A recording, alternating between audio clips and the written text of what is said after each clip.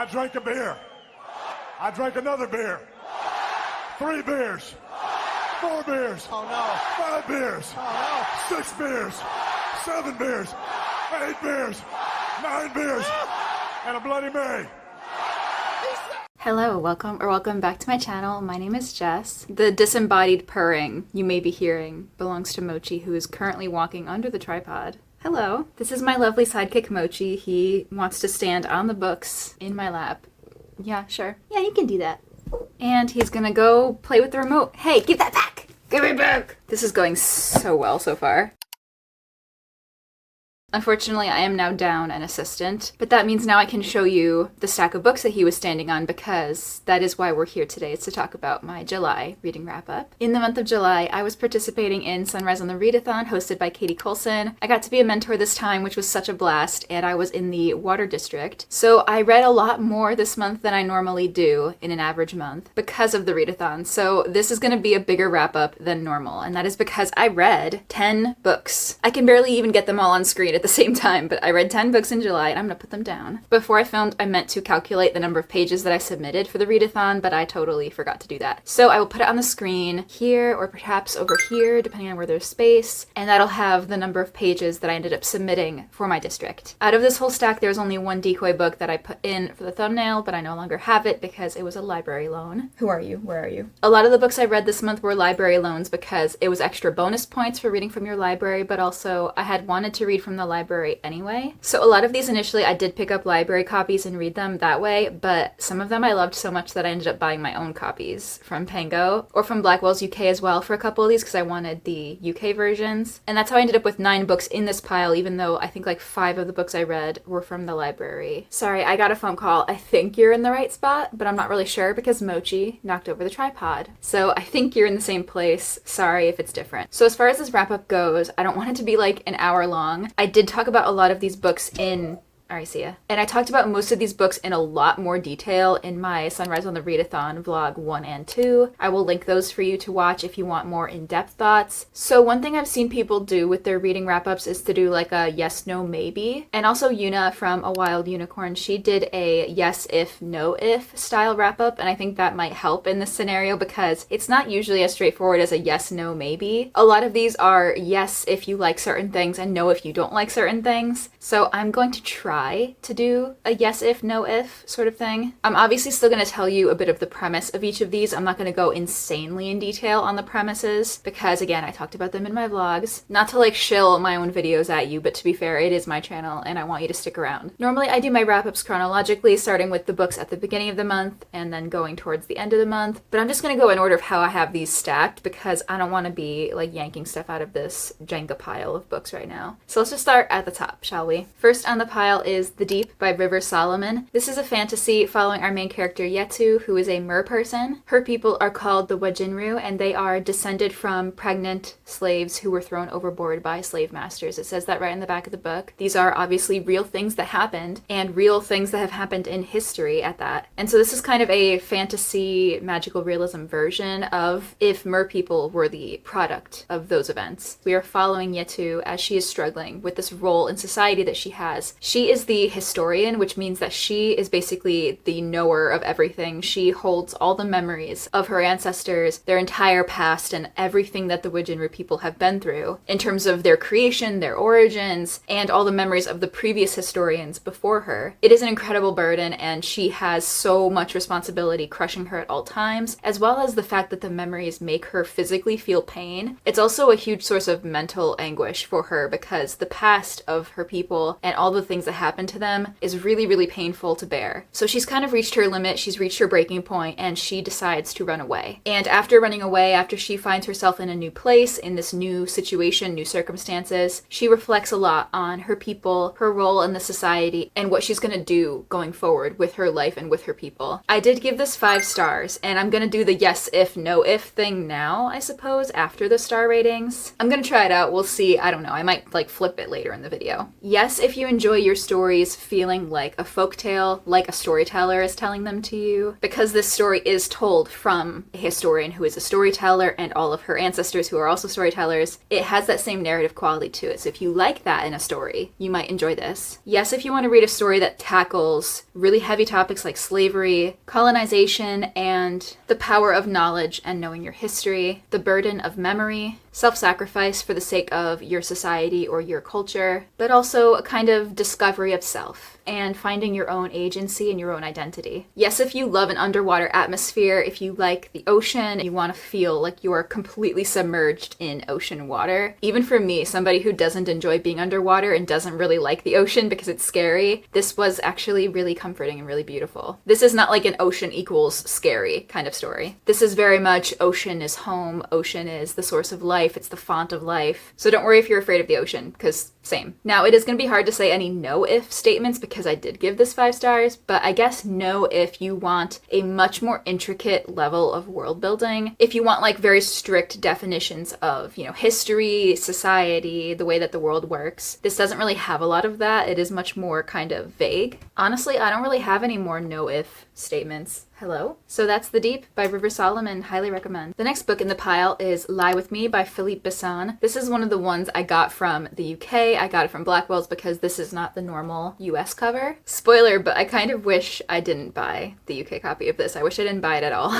This one is following our main character Philippe, who is kind of reminiscing on his past love, this young boy that he met when he was a teenager, and the two of them having a secret romance. And this is in the 80s, so obviously they are in the closet. They are hiding their sexualities for a lot of different reasons and going through that and experiencing that in very different ways from the two of them. This is very much a coming of age story because it has these flashbacks to the 80s when he was experiencing his first love, but we also do get parts in the present timeline where he is older and reflecting back on his life and things he would have done differently or could have done differently. So I guess yes, if you like a narrative that is a bit more thoughtful and nostalgic and reflective, and if you want to see that kind of coming of age story. However, this is where the yes-ifs kind of end because I really did not enjoy this as much as I was hoping to, as much as I wanted to. Obviously, that's why I bought my own copy of it, but I was actually reading this on Hoopla and waiting for my physical copy to come in. Like I said before, kind of wish I hadn't ordered it because it was a little bit of a bummer for me. So this is where the no-ifs come in. No if you don't enjoy a very kind of practical, stilted, formal style of writing. I think I just prefer my writing to be a little bit more lyrical, a little bit more emotive, and maybe purple, if you could say that. Especially with this kind of book where you're going through a romance and you're experiencing young love and passion and all this stuff. I wish that it felt more passionate. It just felt very distant, and I was not really enjoying the writing as much as I wanted to. Also, no if you want a story about queer love triumphing and happy endings, because this doesn't really have one. Honestly, I'm having a hard time even recalling a lot about this story. I think I very much put it out of my mind as soon as I was done with it because I didn't have a good time with it. I did give it a 2.5 star, which is one of my lowest ratings of the year. Sadly, this one was just kind of a disappointment, and I'm really bummed about it. Next is This Princess Kills Monsters by Rai Herman. This is fantasy, obviously. It is very much a satirical kind of parody of fantasy and specifically fairy tales. The tone of this is very silly, goofy, tongue-in-cheek. It does kind of evoke the same vibe as Shrek because it is very silly and kind of riffing on traditional fairy tales and fantasy stereotypes. It even starts out like silly and satirical because you have a fairy tale being told to you, and then the character that's in the fairy tale is like, hang on, that's not how it went, let me tell you how it went. Which I feel like I remember a story where that happens, or like a movie where that happens, where the character is like, hey, that's not how that happened, let me tell it the real way. I just can't remember off the top of my head, but I've definitely seen that in like a fantasy fairy tale kind of movie. So the character who is now telling us the true story of how the fairy tale went is Melilot, which I'm pretty sure is how you say it, but she is telling the story of her going on an adventure to this neighboring kingdom because she has been promised in marriage to the king. Her stepmother, who is a sorceress queen, she's the one who promised Melilot to this king. And as she is traveling to this other kingdom in a pumpkin carriage drawn by horses that are actually mice, does that sound familiar to you? She's ambushed by monsters, and then she is saved by a group of 6 men in like basically Robin Hood costumes. And all of them have different powers, like one of them can blow wind through their nostril like Frozen frozen wind. One of them can run at like super speed, like he can't even be seen because he's so fast. One of them is like super strong. It's very much just like a silly nonsense situation. But so they end up rescuing her, and she doesn't want them to find out that she's the princess who is traveling to the kingdom to marry the king, because she's worried they might kill her or like hold her hostage or something. So she tells them she's the lady's maid of the princess, coming in advance to help plan the wedding. So they escort her back to the kingdom, and there's all sorts of hijinks along the way, and there's all sorts of hijinks at the kingdom as well. It's a very, very silly time. I had a great time with this, honestly. It was very fun. It was just very fast paced. There was some kind of slogs in the middle where I was like, I wish we were kind of going a little bit faster, but I don't think it detracted much from my enjoyment of the story. There were a lot of moments in here that just had me chuckling, and I think the humor is definitely one of the biggest perks of this story, as well as just the satirical parody nature. If you like a parody, you will probably enjoy this. So yes, if you like a parody. Yes, if you like satire. Yes, if you like a book that doesn't take itself too seriously and kind of makes fun of the source material in a way, because it's riffing on like traditional,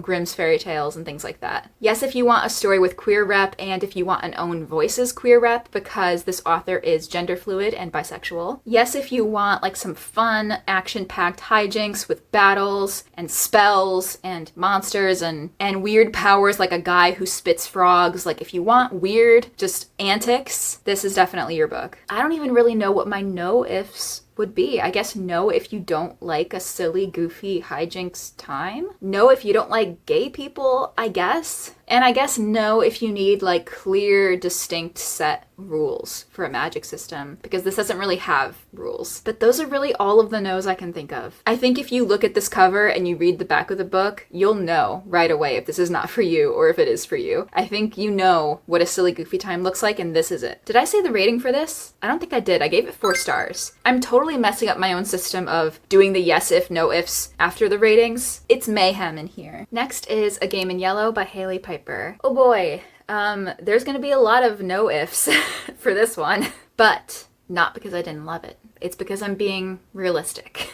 So I believe this one is classified as horror. It is very literary as well. So in this we are following a lesbian couple, Carmen and Blanca, who are kind of hitting a lull in their sex life because Carmen has this like mental barrier that is not letting her fully enjoy sex, and she's kind of just like in her head all the time and not getting everything out of it that she wants to be, but she's very much in love with her girlfriend and wants to make it work. They're trying all different kinds of things, lots of kinks, and it's not really working until Blanca meets this person named Smoke, who has something that may be able to fix their problem. So they end up meeting Smoke in this very secretive, like underground bar, and she shows them this copy of a play called The King in Yellow, and apparently this play makes people go insane. Basically, it's incredibly compelling and addicting, and you can only read it in short bursts, but when someone pulls you back out of the play, there's this insane euphoria that happens, and it makes people go mad with lust, with power, with homicidal urges, etc. So in the bar, Carmen reads a little bit of this play, and it instantly transfixes her. She is completely laser focused on it, and it's like the whole world falls away, and she kind of goes into this play. And in the play, it's like this gorgeous, glittering masquerade ball, and there's all these weird characters that are wearing masks, and people say weird shit, and it's in like play style, like it's written like a play during those sections, which is kind of neat. But then Smoke pulls Carmen out because you can't stay in it too long or you will go insane. And Carmen does go insane with one thing for sure, and takes Blanca to Pound Town in the bathroom of this bar.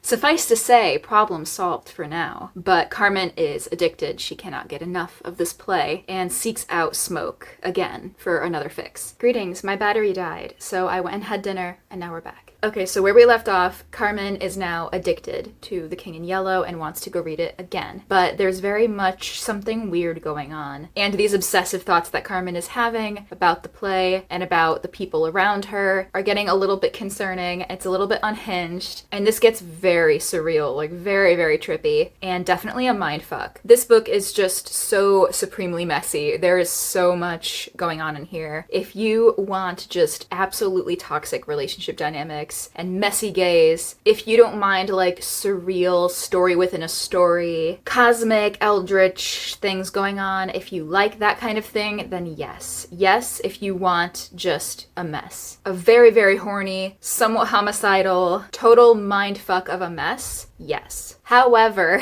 as much as I loved this book, like I gave it a 5 stars. As much as I loved it, I admit this is just weird. It's just wild. It is kind of unhinged and in a way that's a little bit sloppy at times, but in a way that really, really worked for me, and it may not work for you. So I do think no if you like your horror to be much more grounded in reality. If you don't like cosmic, eldritch, kind of otherworldly, Cthulhu-esque horror, if you don't like that kind of thing, this will not be for you. No if you don't like a somewhat unlikable protagonist. No if you don't like reading a lot of sex, and there's a lot of sex in this. And no if you don't like gore of any kind. This isn't like insanely gory or anything like that, but there were some moments towards the end that had me raising my eyebrows a little bit. Like in my vlog, my jaw actually kind of dropped, hit the ground, was subterranean for a minute there because of the things that were happening in this. So, you know, be warned about that kind of thing. Look up content warnings if you'd like. But yeah, I had an absolute blast with this. It was just a mind-boggling experience. I don't really know what it says about me that I enjoyed this as much as I did. I don't think I would recommend this to literally anybody I know in real life, and I wouldn't recommend it lightly to any of you. However, if you are like me and you enjoy a little bit of a cosmic, mindfucky horror with erotic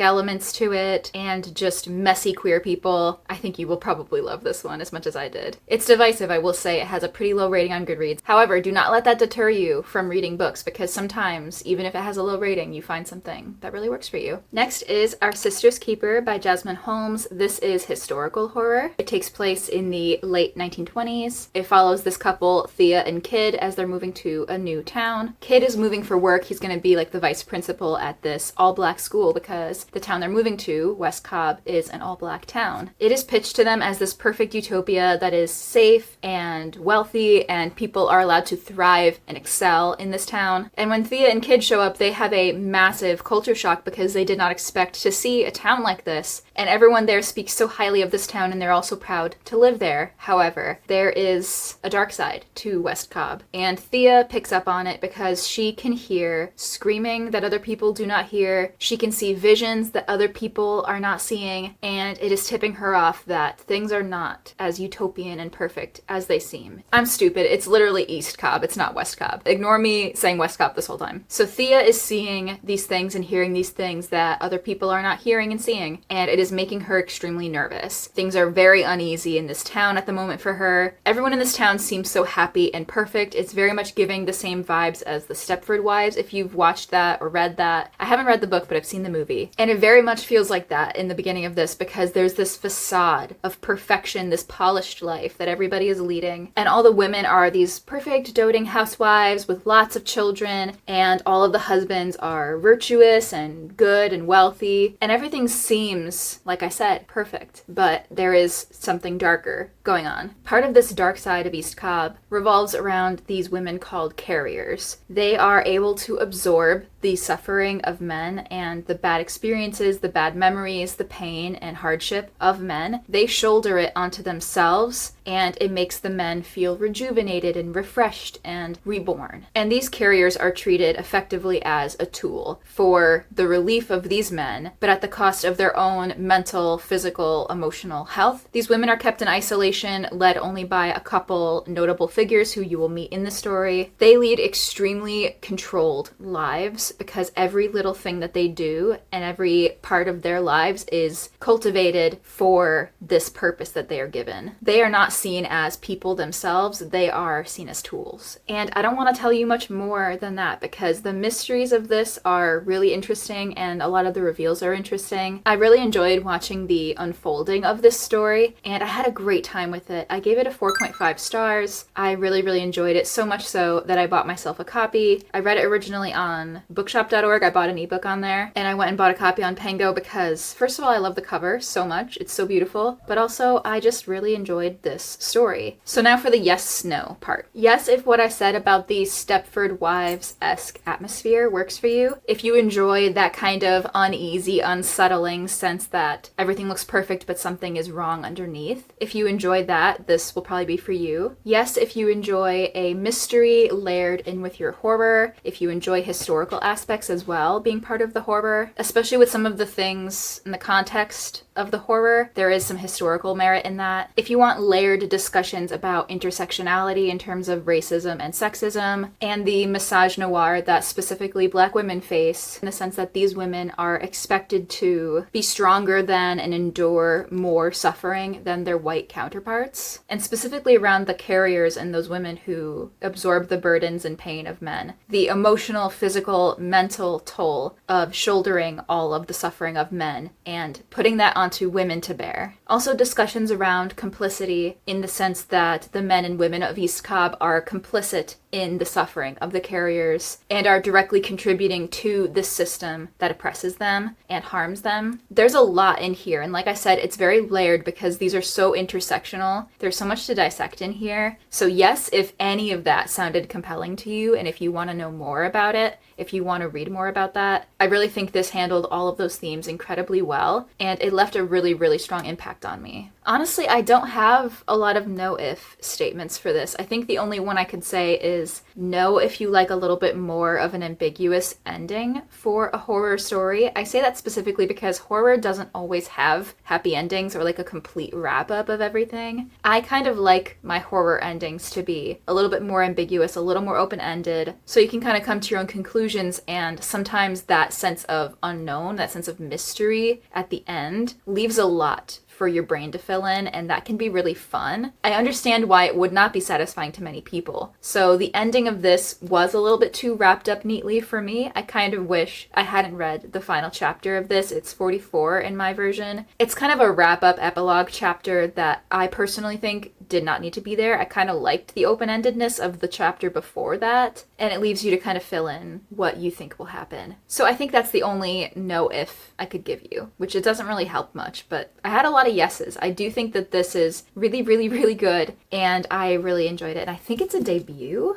I think this may be her debut fiction. I think she's written nonfiction, but if this is her debut fiction, it is incredibly ambitious for a debut, and I really enjoyed it. Oh my god, I still have so many to do.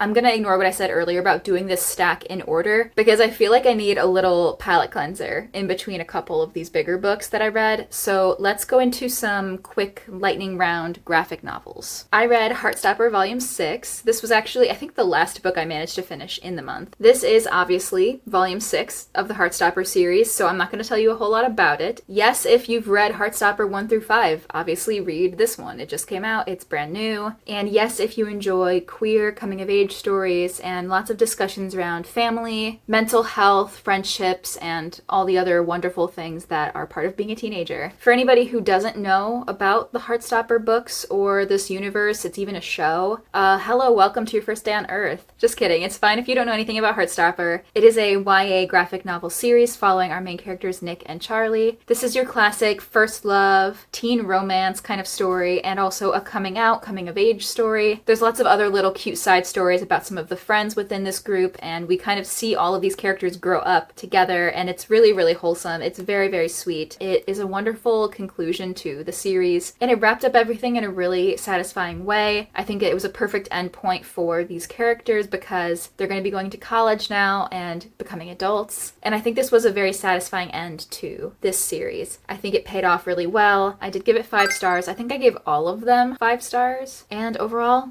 again, I'm really happy I read it. Next, I have this pair of graphic novels. I have Normaux Volume 1 and 2. These were webcomics and then they were published into graphic novels. So we're following a wizard named Sebastian who has just moved from the human world to the magical world. They're basically mirrors of each other, but obviously one is supernatural. He has just moved to the magical world because he had a falling out with his parents around his sexuality. And he goes out one night to this bar. He's just looking to feel something. He's just feeling kind of aimless and lost. And he meets Elia, who is a vampire.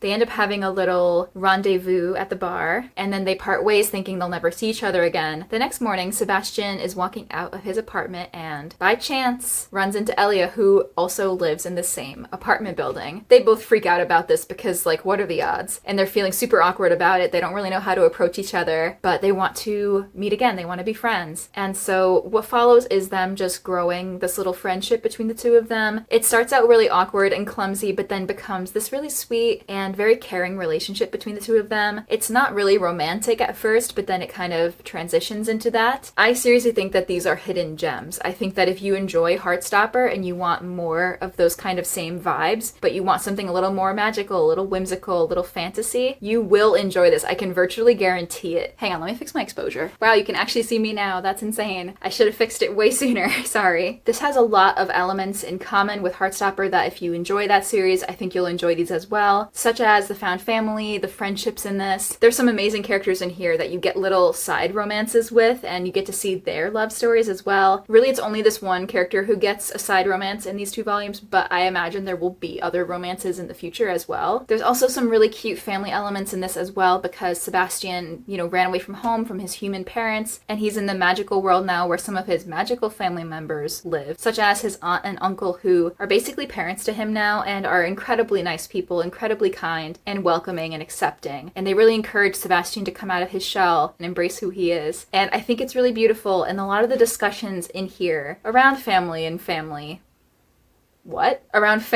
friendships and also platonic and romantic love is just really, really sweet. I think these are honestly fantastic. I gave them both 5 stars. I'm much more generous with the 5 stars for graphic novels, I will say, because I don't critique them as much as I do like a full-length novel. But I've also given graphic novels some pretty harsh ratings in the past, so it's not just like a 5 stars across the board situation for graphic novels. I've definitely had some I did not enjoy, but I really, really loved these. So yes, if anything I've said up till now works for you. And also, yes, if you enjoy a very beautifully queer, diverse cast, because there are so many different sexualities and gender identities represented in here, but also all of these magical creatures have their own ethnicities and nationalities that they're also proud of. And it's really just incredibly diverse, and I do love that about this series as well. A few people in the Readathon picked these up on my recommendation, and they loved them as well. I'm so happy that they did, and I think you will love them too. Sorry that I am fully slanted at this point in the video, but I cannot put any more faith in my spine for now. The next book,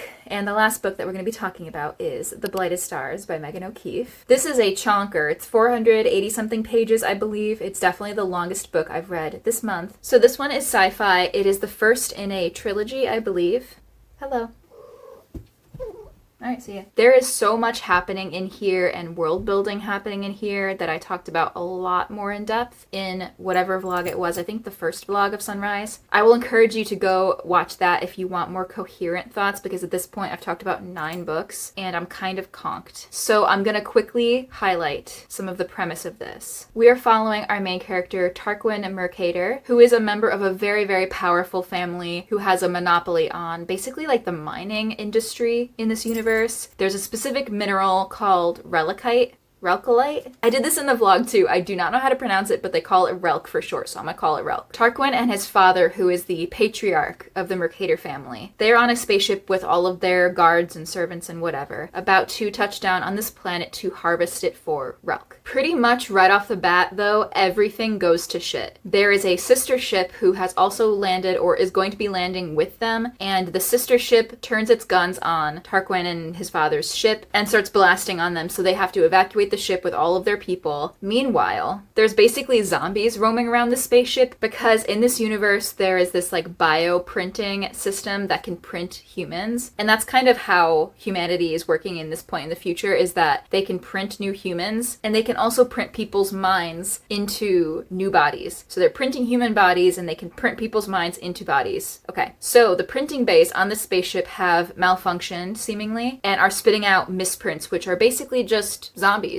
And so there's this ship blasting on them. They're trying to evacuate. There's also zombies. And then also, remember how I said how people's minds can be printed into bodies? Tarquin's bodyguard, called an exemplar, has been printed while they were on this space flight. However, a different mind was planted in that body, and that mind belongs to a rebel, renegade soldier named Naira Sharp, who's part of this revolution that is trying to overthrow these ruling wealthy families that rule over and control everything. There's a lot going on in here. I did give this a 3-star, which is really disappointing because of how much I invested into it. I genuinely think if it were not for the readathon and feeling like I needed to log these 480 something pages for my team, I would have DNF'd it. Or I probably would have DNF'd it. I'm not not really sure. I obviously didn't dislike it enough to give it lower than a 3. Largely, I think the 3 stars was because I just felt a little bit disappointed and I had a really hard time getting through it. I will say yes if you enjoy a really intricate sci-fi story, if you like a lot of world building, if you like the political machinations behind wealthy families and you like some of that corporate drama, you might enjoy this because there are a lot of like corporation scheming things happening. Yes, if you want action-packed sci-fi as well, there's lots of combat in this. Yes, if you enjoy an enemies to lovers dynamic because there is a relationship that blooms between Tarquin and his bodyguard. Yes, if you enjoy like an alien invasion story in sci-fi as well, and I'm not going to elaborate too much on that, but there is kind of that like invasion element of this. No, if a lot of that corporate political scheming machination stuff does not appeal to you because it didn't really appeal to me. No, if you do not like being hit over the head with the messaging in the story because it really does hammer home the points that it's trying to make. A little bit hand-holdy. No, if you do not like hand-holdy. However, even though it's hand-holdy about some of the messaging in here, I do not think the mystery is hand-holdy. I do think that the mystery was pretty well handled. So yes, if you like a sci-fi mystery, I suppose. No, if you don't enjoy enemies to lovers, if you don't think enemies to lovers could ever work, because there is a lot of hatred here at the start. This, I will say, is a true enemies to lovers because it's not like they just like mildly hate each other. Tarquin, to be fair, has no hatred for Naira. He doesn't even know that she is Naira. But Naira despises Tarquin and his whole family. So like it's a true enemies to lovers. If you do not think that enemies to lovers works for you, then no. No, if you don't like a more slow-paced kind of meandering story, because this is obviously a long book, so it takes its time, but it does have like peaks and valleys. There's action and then there's slow parts. There's action and then there's slow parts. I think that's it for the yeses and nos. I've never done this format before. I don't think I like it, to be honest. I don't think I'm good at thinking of these yes if, no if statements on the fly. I usually integrate some of that kind of stuff into my wrap-ups anyway, like I think this will work for you if, or this didn't work for me, but it might work for you if kind of things. But it's hard to do it on the fly because I didn't pre-write anything. Anyways, it is incredibly dark now, and that was everything I read in July. It was an incredibly strong reading month for me. I read like over 3,000 pages. Absolutely huge. I had so much fun with the readathon. It was a blast. I want to do it again, like right now. I mean, obviously not right now because I'm a little burnt out, but like cannot wait for next year. And despite having a few duds this month, it was overall an incredibly strong reading month. So many 5 stars. Granted, 3 of them were graphic novel 5 stars, which like is very, very generous. But I had 2 new favorites as well, so I'm really, really happy about that. Let me know in the comments down below what was your favorite book that you read in July. I would love to hear it. If you enjoyed the video, please like and subscribe. It means a lot to me that you're here. If you're not feeling chatty but you want to let me know that you were here, drop the bunny and the bow and arrow emoji because of the Sunrise on the Readathon logo. I'll put it like over here somewhere. So drop me some Archer bunnies in the comments down below and I will see you guys in the next one.